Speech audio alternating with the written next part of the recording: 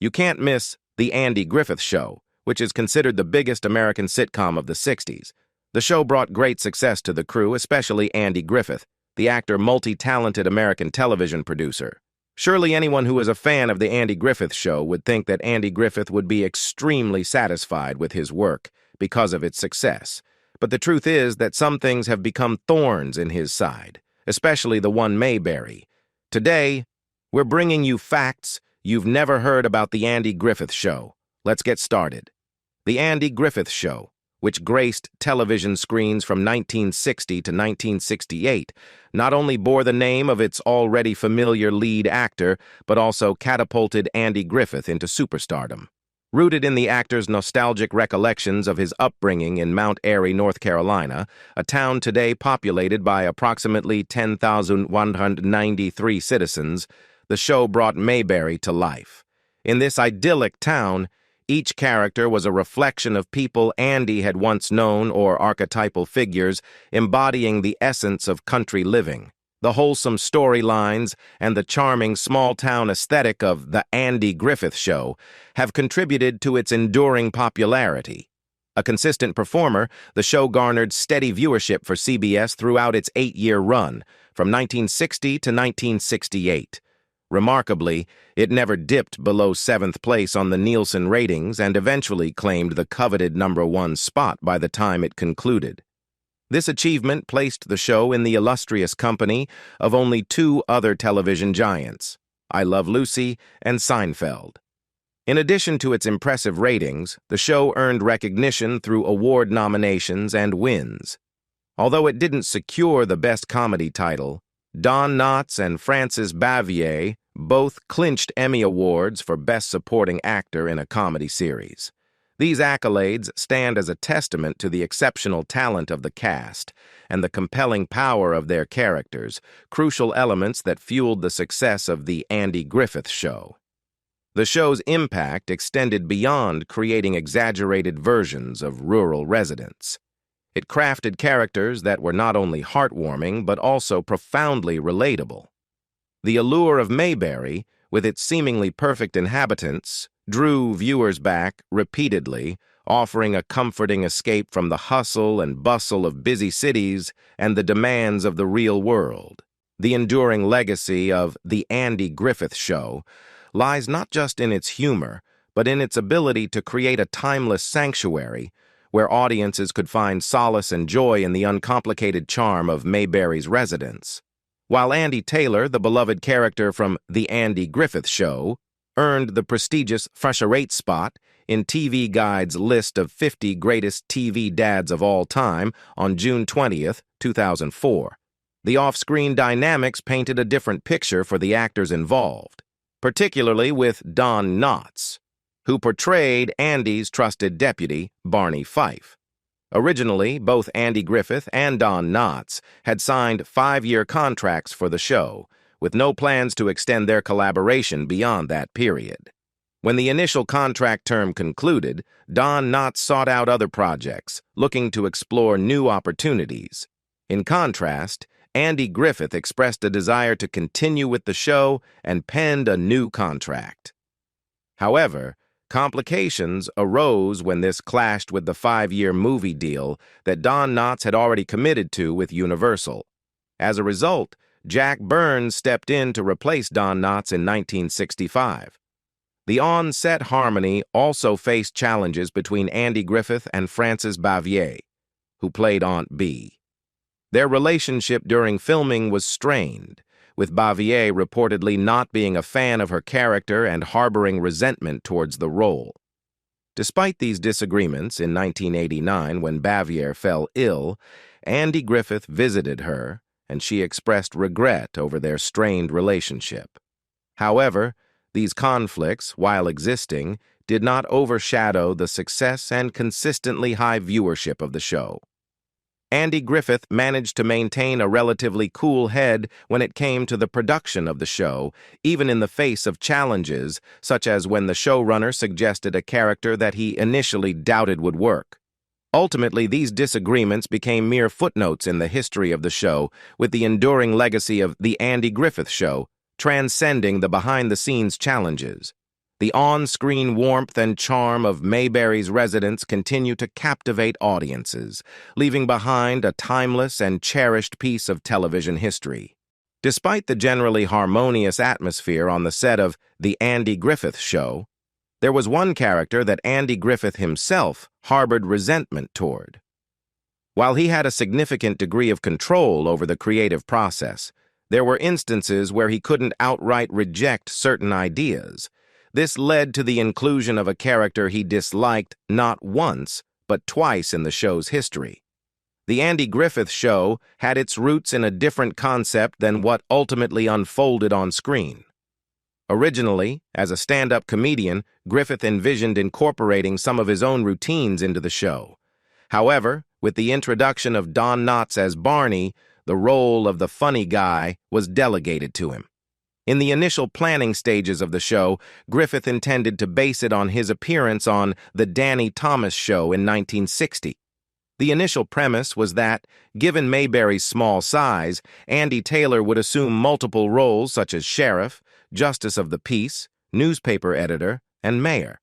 Eventually, this idea was abandoned, and the character's responsibilities were narrowed down to sheriff and justice of the peace. The shift in the show's core concept left the position of the Mayberry town mayor vacant.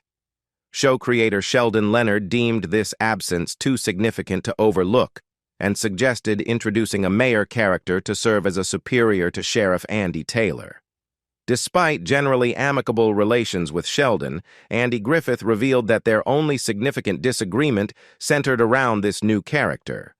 It boiled down to a disagreement in logic. Andy argued that, in a small town, a mayor should not hold authority over a county official like a sheriff. He believed that Andy Taylor should be the authoritative figure over the mayor of Mayberry. This disagreement might explain why Griffith always felt that the character didn't quite fit into the narrative. The success or failure of the character is a matter of debate. Viewership did not decline when Mayberry gained a mayor, and from the perspective of network officials, this marked the character as a success. In the creation of the iconic character Andy Taylor on The Andy Griffith Show, actor Andy Griffith drew inspiration from his own sentiments about authority. Griffith, much like his character, Andy Taylor, had an aversion to being bossed around by a mayor. This sentiment led to the birth of Mayor Pike, a character in Mayberry who shared the same disdain for hierarchical oversight. Andy Griffith's inspiration for Mayor Pike stemmed from his memories of Floyd Pike, a respected businessman from his hometown. Floyd served as the muse for this character, who would hold minimal authority but still play a pivotal role in the town's dynamics. Dick Elliott took on the role of Mayor Pike, portraying the character in 11 episodes during the first 2 seasons of The Andy Griffith Show. Elliott, born in 1886 in Salem, Massachusetts, was a seasoned actor known for his distinctive face and voice. Standing at only 5'4" and maintaining a weighty build throughout his life, he often played roles such as judges, mayors, and other authoritative figures in films from the 1930s to the 1950s.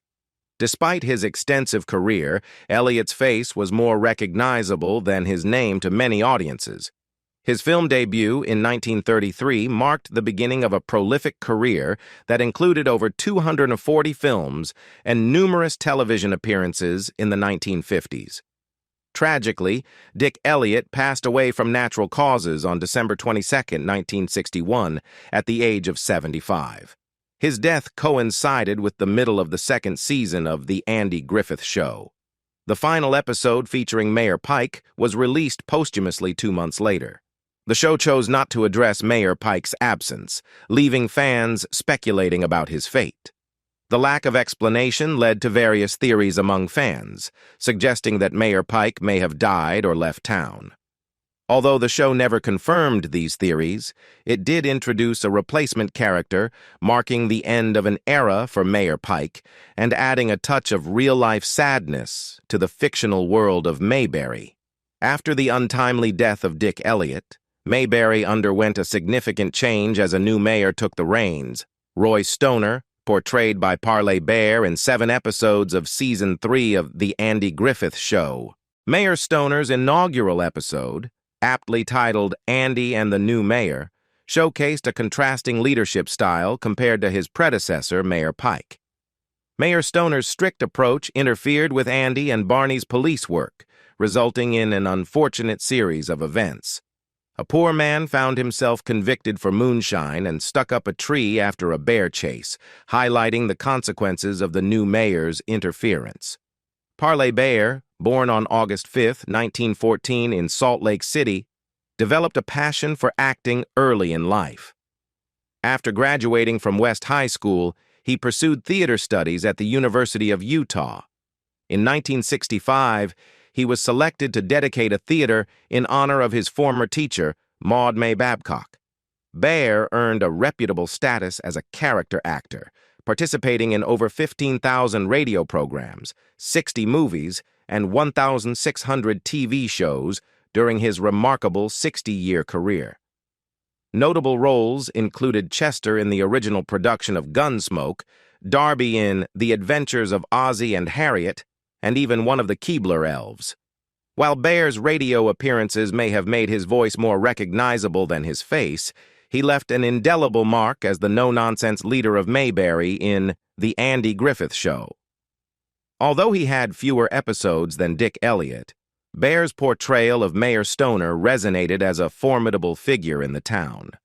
Tragically, Parley Baer passed away at the age of 88 on November 22, 1997, succumbing to complications from a stroke.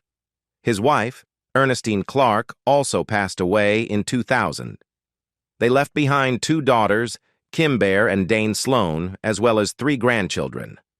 The disappearance of Mayor Stoner in the final episodes of the series remained unexplained. Perhaps Andy found solace in the absence of a town official overseeing his work, allowing his character to perform his duties without hindrance. The Andy Griffith Show continues to endure as one of the most beloved TV shows, with syndication ensuring that the town of Mayberry lives on for new generations to cherish. Each resident, even those Andy initially resisted, contributed to the show's enduring legacy, touching the hearts of viewers throughout the years. The Andy Griffith Show is not as simple as what you read in the media. It has hidden many things from the audience. Behind the scenes of The Andy Griffith Show, the relationship between Frances Bavier, who portrayed Aunt Bee, and Andy Griffith was marked by notable tension. Bavier was described as quite choleric, displaying a temperament that contrasted sharply with Griffith's more jovial and light-hearted demeanor. While Andy Griffith often played the role of the group's jokester, Bavier did not appreciate such levity.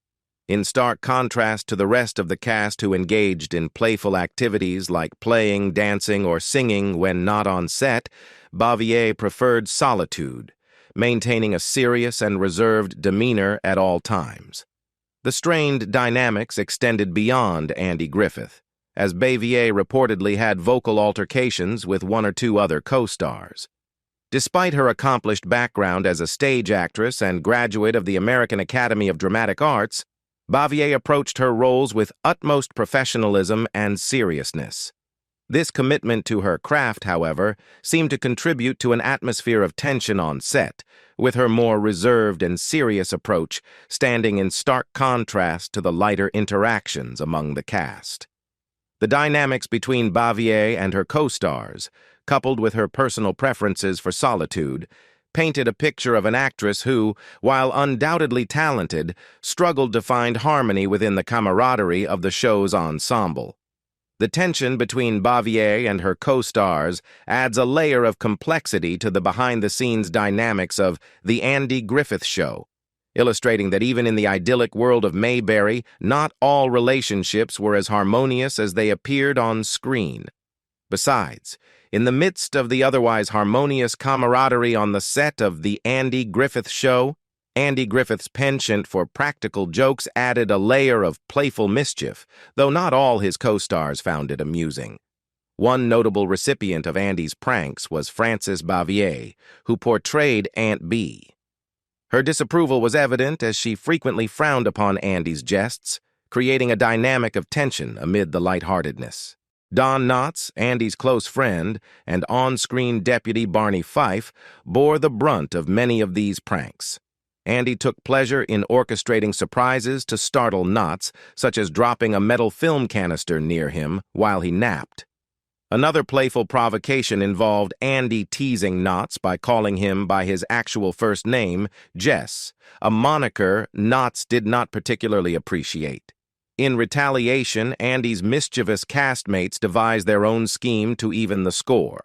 Seizing the opportunity for revenge, they would abscond with one of Andy's shoes, leaving him in a predicament of having to borrow another to make it home. The joke escalated to an unexpected conclusion when, at the end of the season, the cast returned the pilfered shoe to Andy, bronzed as a permanent memento of their playful antics.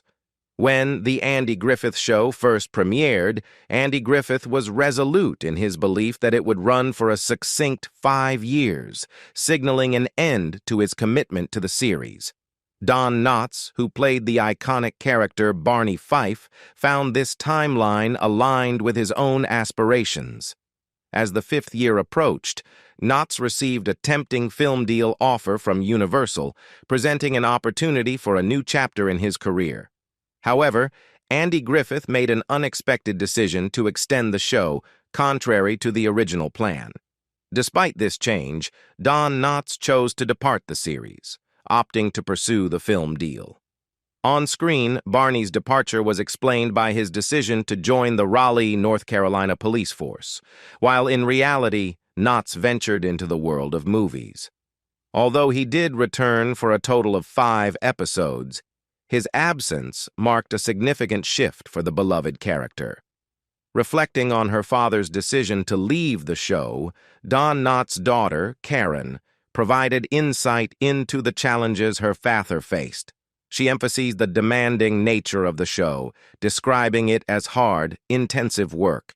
The energy required to embody the character of Barney Fife, coupled with the pursuit of perfection, took a toll. Karen explained that after 5 years, writers could start running out of fresh ideas, leading to the risk of repetition and a decline in quality. Karen highlighted the intense commitment and collaboration between Andy Griffith and Don Knotts. The creative exchange between the two actors, offering notes and feedback on each other's performances, was crucial to the show's success. While many acknowledged Knotts for making the show, Karen emphasized that Andy Griffith served as the backbone, with both actors deeply invested in their characters and performances.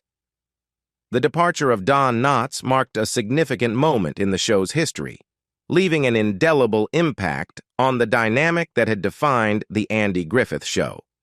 Reportedly, in 1986, a made-for-TV movie served as a poignant reunion for the majority of the original cast of The Andy Griffith Show. This reunion, unfortunately, would stand as the sole gathering of the beloved characters in a new storyline. The narrative unfolds as Andy Taylor, having assumed the role of U.S. Postal Inspector in Cleveland, returns to Mayberry with the intention of running for sheriff. However, his enthusiasm wavers upon discovering that his steadfast friend and former deputy, Barney Fife, is also in the running. As the plot weaves together the lives of the Mayberry residents, the now-married Opie faces a significant moment in his life, anticipating the arrival of his first child. Simultaneously, Opie grapples with a pivotal decision about whether to pursue a career as a reporter in Binghamton, New York. While the movie delves into various subplots, it ultimately provides a heartwarming opportunity for viewers to reconnect with the characters from The Andy Griffith Show and recapture a semblance of the magic that made the original series so beloved. The reunion also serves as a reassuring reminder that despite the significant changes in the world by 1986, Mayberry itself remained a timeless haven of familiarity. The enduring appeal of the TV show, which captivated the imaginations of audiences over the decades, is encapsulated in this film, a gentle reminder and a chance to check in on some old friends one more time. One thing you may not know: when Andy Griffith first stepped into the role of Andy Taylor, his portrayal leaned towards a depiction described as more of a country bumpkin, a characterization reminiscent of the comedic monologues he delivered on stage. However, as the show progressed, Griffith underwent a transformative realization, a pivotal shift guided by producer Aaron Rubin's insight. Griffith recognized the need to assume the role of the straight man amidst what Rubin referred to as "these kooks" surrounding him in the fictional town of Mayberry. Entering the second season, Griffith's portrayal of Andy Taylor evolved into what Rubin termed a more Lincoln-esque character. This transformation marked a departure from the initial country bumpkin persona, signaling a shift toward a more dignified and composed portrayal. In this revised characterization, Griffith's role became pivotal as he navigated the dramatic and often humorous situations that unfolded among the residents of, or visitors to, Mayberry. As the linchpin of sanity in the midst of the town's unique personalities, Andy Taylor found himself increasingly drawn into the drama and craziness, offering a helping hand when needed. In his own words, captured in the Andy Griffith Show book, Griffith reflected on the initial vision for the character. In the pilot, he intended to share amusing anecdotes about the people in the town, embodying a distinctly southern, rural, and mountainous charm, reflecting the prevailing trend of rural appeal during that time. However, this initial concept gave way to a more nuanced portrayal, as Griffith embraced the responsibility of being the stabilizing force in Mayberry, a role that would endear him to viewers and contribute to the enduring success of the Andy Griffith Show.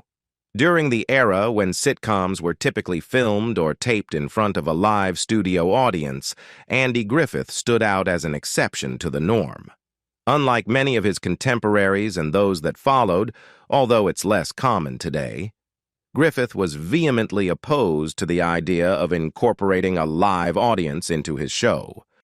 In a conversation with author Richard Kelly, Griffith expressed his reservations, stating, "With the audience, you must have jokes every so often, every few minutes. Most of those three-camera shows don't have character comedy at all. They have joke comedy. The audience is what creates the problem. You must entertain that little handful of people, so you have to have the jokes. When you shoot with one camera, you have no audience, so you have character comedy. I prefer that." Griffith's reluctance to embrace a live audience was rooted in his preference for character-driven comedy over the more formulaic structure that often accompanied sitcoms filmed in front of an audience. He believed that the presence of a live audience necessitated a continuous stream of jokes at regular intervals, compromising the depth of character-driven humor that he preferred. By opting for a single-camera format without a live audience, Griffith aimed to create a show that focused on character development and storytelling rather than relying on punchlines to appease a live audience. This artistic choice not only set the Andy Griffith Show apart from its contemporaries, but also allowed the series to showcase a unique blend of humor and warmth, contributing to its enduring appeal. In steering away from the conventional sitcom format of the time, Andy Griffith left an indelible mark on television history with his commitment to character-driven comedy. What do you think about the secrets that Andy Griffith revealed? Leave us your comments in the section below. We hope you have found this helpful video. Don't forget to leave a like, share, and subscribe to the channel if you like it. Thank you for watching this, and see you in the next videos. Goodbye.